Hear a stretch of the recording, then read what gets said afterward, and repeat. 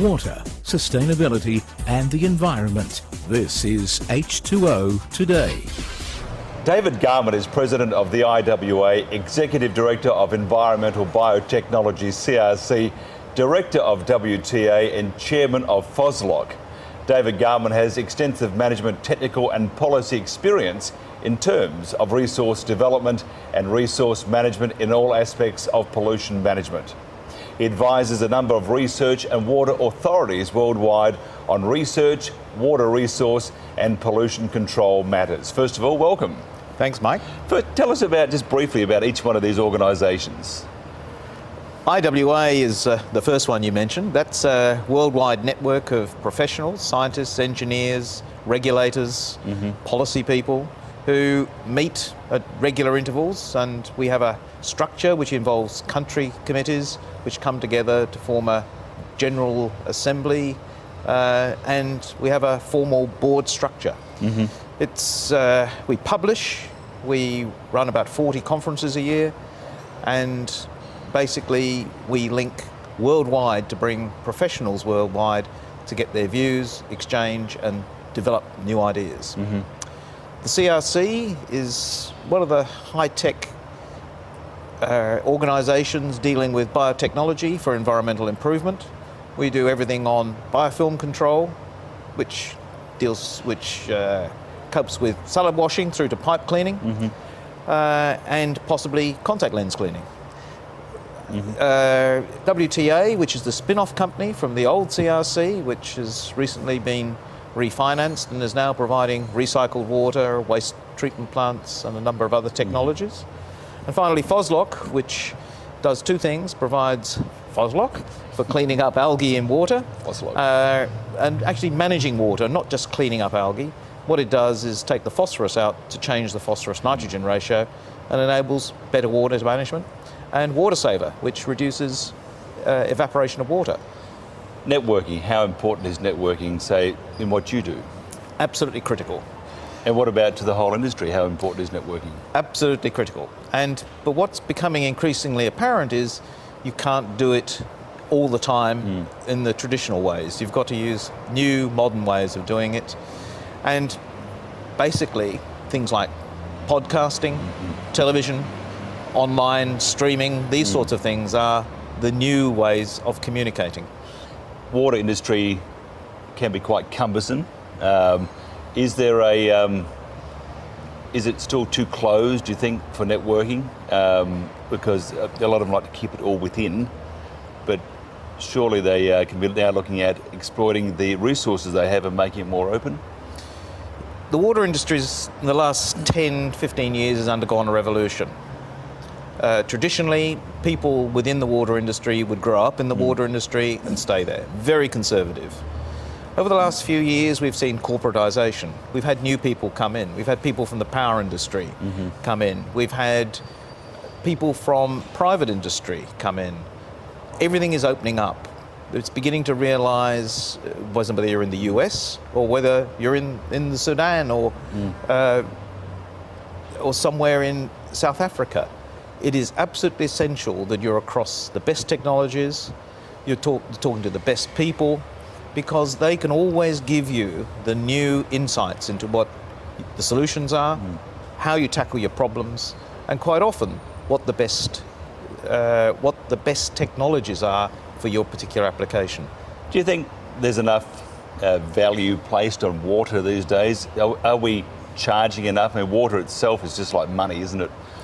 So is it undervalued still, say, throughout the world, even though it is actually worth a lot more than we're paying? If you haven't got it, it's incredibly valuable. Yes. When you have got it, it is grossly undervalued.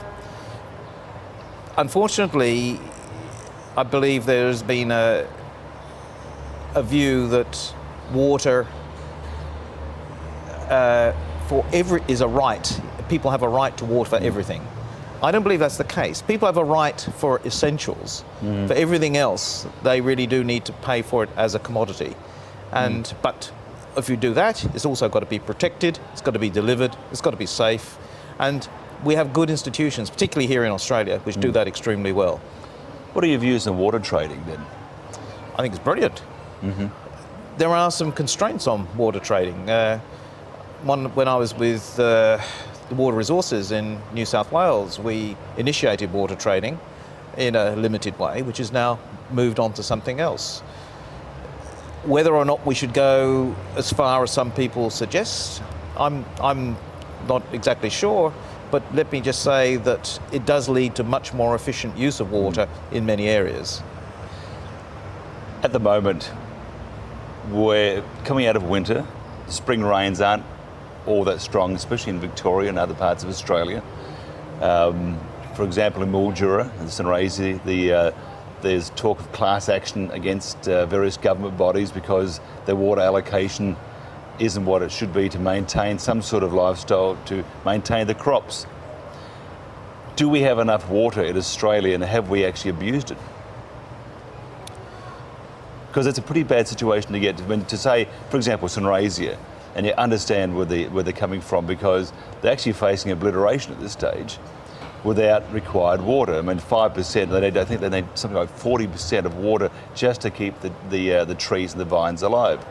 So have we mismanaged our water in such a way it's got to this stage, or is this just a natural phenomenon? We're moving through, I believe, we're seeing the early influence of climate change. We are getting longer droughts, we're getting more intense rainfall when we do get it, but it's a long time between. So it means our effective runoff is changing. Weather patterns are changing. This is more complicated by both changes which are happening, which you don't fully understand in terms of El Nino and the other aspects of climate change. Putting those together is a very complex picture.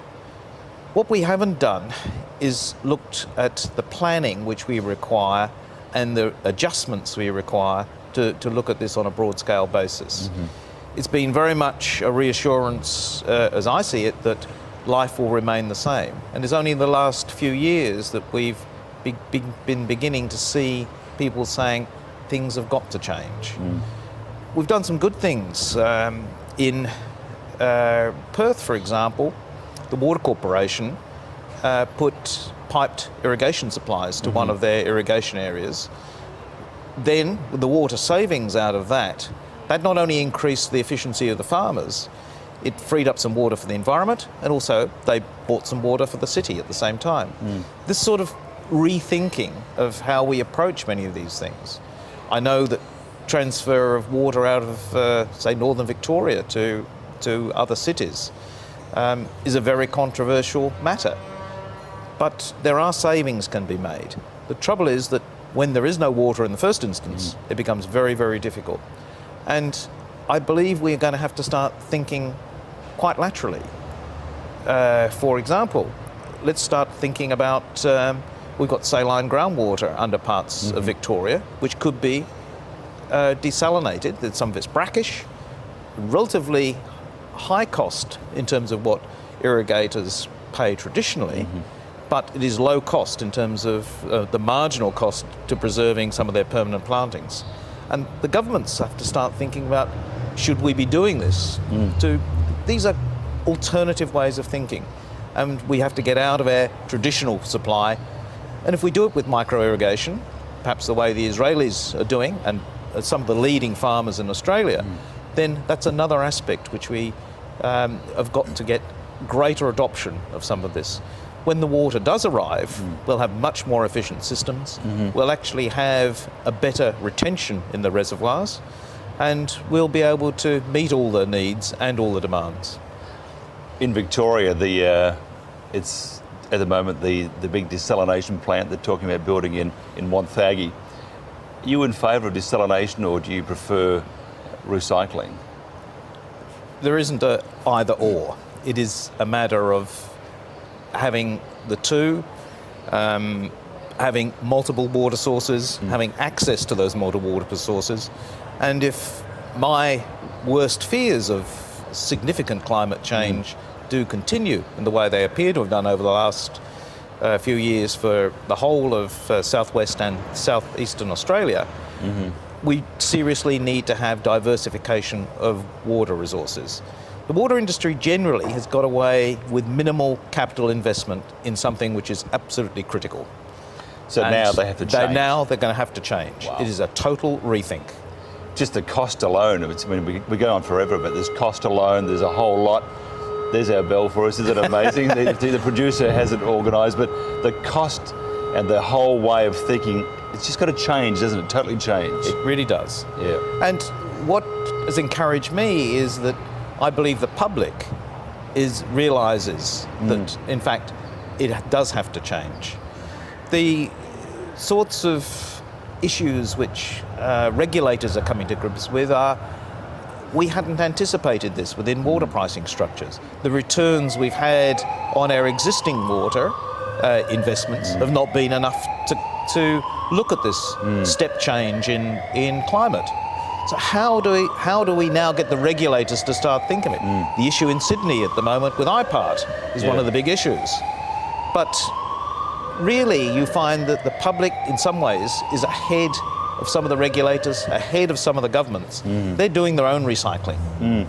And just finally, if somebody wants to find out more about what we're talking about, a couple of websites.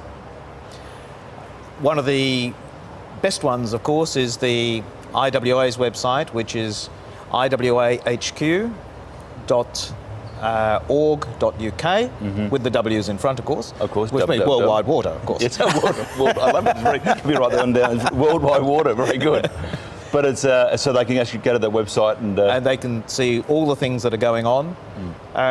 In 2 weeks' time, we have a major conference in Amsterdam on climate change, and we're bringing people from around the world to discuss the responses of water authorities. I'm talking about some of the things that are happening in Australia, but one of the things we perhaps are forgetting is that, and the big issue for the Dutch, of course, is rising sea levels. It's going to have increased erosion. A lot of properties are going to be under threat, and we have to totally rethink beachside planning. And that's very interesting for local government as well as for our state and federal governments. Well, climate change creates all sorts of challenges of the future. We haven't got the time to talk about it, as we mentioned before, but we would like to next time maybe, so we come down and sit on our big red couch. Dr. David Garman, thank you very much. Thanks very much, Mike.